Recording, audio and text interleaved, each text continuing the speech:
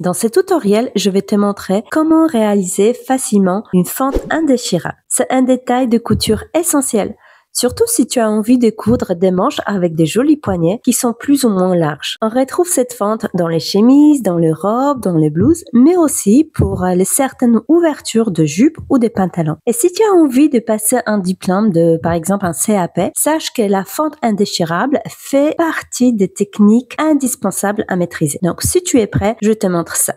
Je vais réaliser la fente sur une manche. La manche, c'est une pièce qui est asymétrique. On a le dos et le devant dans une manche et cette partie-là ne sont pas du tout pareilles. C'est pour ça, la manche, on a les côtés, devant et dos.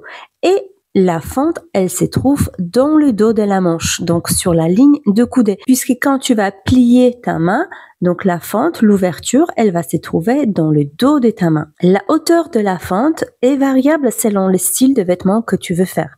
En général, entre 7 et 8 cm pour une chemise classique. Mais quand tu as une manche courte, comme moi ici, je fais une fente de 6 cm et demi et j'ai déjà une valeur de couture qui est compris pour assemblage de poignets. Cette valeur est de 1 cm. Pour la propriété, j'utilise une pâte qui est coupée en biais. Cette pâte, au niveau de la longueur, elle fait double hauteur de la fente. Donc moi ici, j'ai 6,5, donc ma pâte fait 13 cm. Et au niveau de la largeur, elle fait que 3 cm. 0,5 pour l'assemblage, 1 cm fini, donc je le double, j'ai 3 cm. Je place ma pâte endroit contre endroit sur le bord de la fente.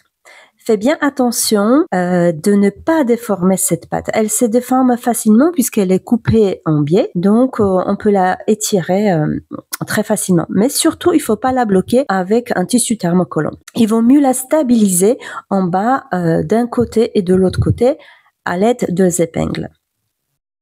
Je retourne ici mon ouvrage pour que tu puisses bien voir ce qui se passe de l'autre côté. On remarque une forme aussi comme ça en V. Et c'est normal que la pointe de la fente de la manche n'arrive pas tout à fait bord à bord avec la pâte. On peut l'ajuster un petit peu, mais cette partie-là est toujours plus bas. On ajoute quelques épingles pour maintenir la pâte bien en place. Et sur la pointe ici, je veux faire un petit repère au stylo friction pour que tu puisses voir cette partie délicate que je vais t'apprendre à gérer.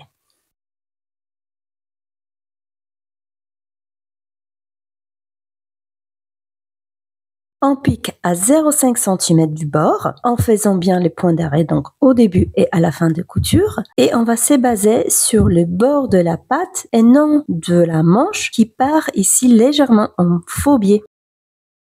Je bloque le début avec les points d'arrêt.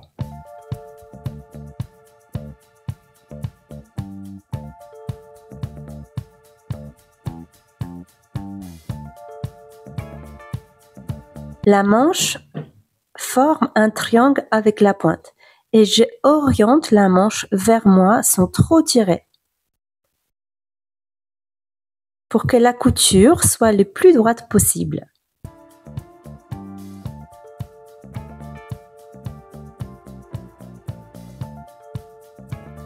J'avance doucement jusqu'à la pointe.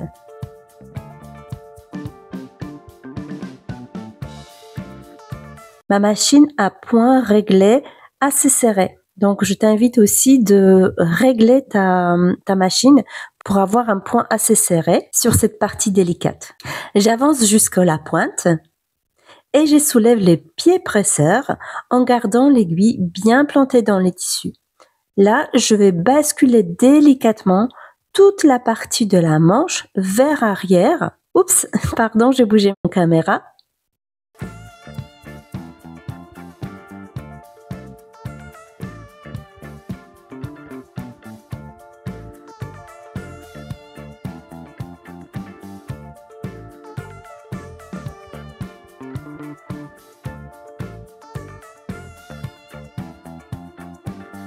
Et je continue de piquer de l'autre côté, toujours à 0,5 cm du bord. Et je termine bien évidemment par un point d'arrêt.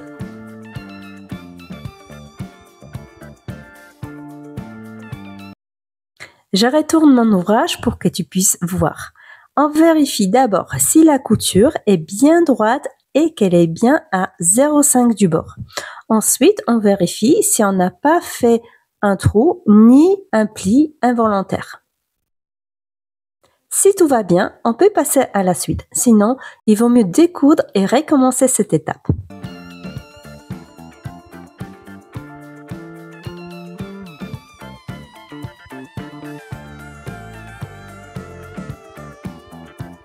On passe maintenant au pliage de la patte. Je replie la partie opposée de la patte contre le bord brut. Ensuite, je replie à nouveau jusqu'à la couture. Je prépare cette étape au fer à repasser en faisant bien attention à ne pas encore une fois déformer ma patte qui est coupée en biais.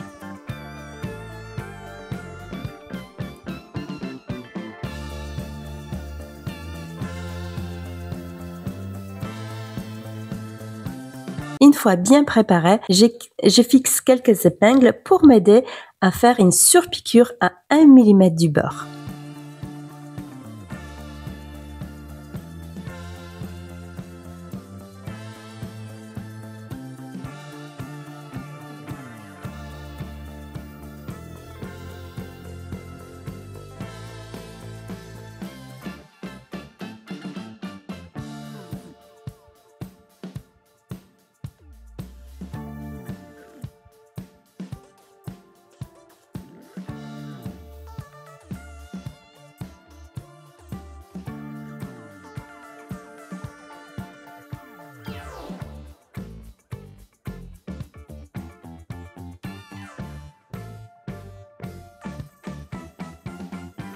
Veille bien que le repli cache bien la première couture.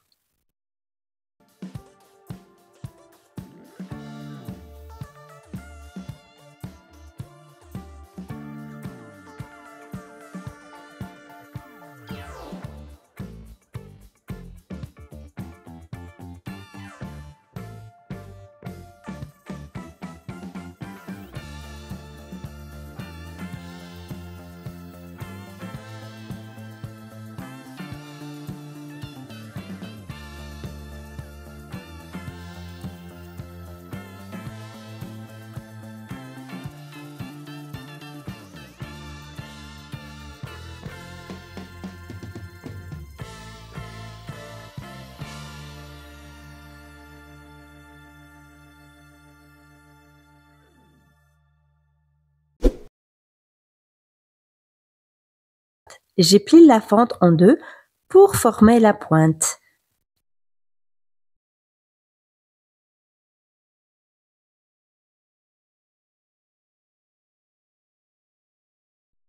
À partir du bord du pli, je mesure 1 cm et je pique en diagonale pour donner une direction à ma fente.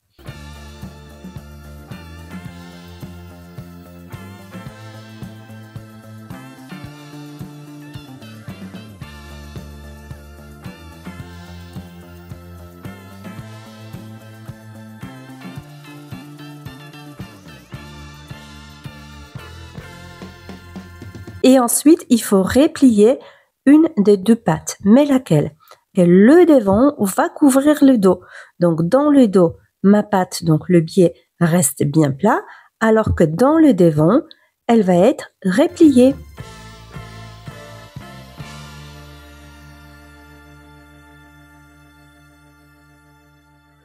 Ici, tu peux ajouter une couture morte à la machine pour t'aider ensuite dans le montage de ton poignet. Et voilà, la fente indéchirable est terminée. J'espère que cette tuto-technique t'a plu. Si c'est le cas, pense à t'abonner, liker et partage la vidéo autour de toi. Dis-moi en commentaire si tu vas avoir d'autres vidéos couture centrées sur des petits détails techniques comme celui-ci. Je te souhaite bonne couture et à très bientôt. Bye bye!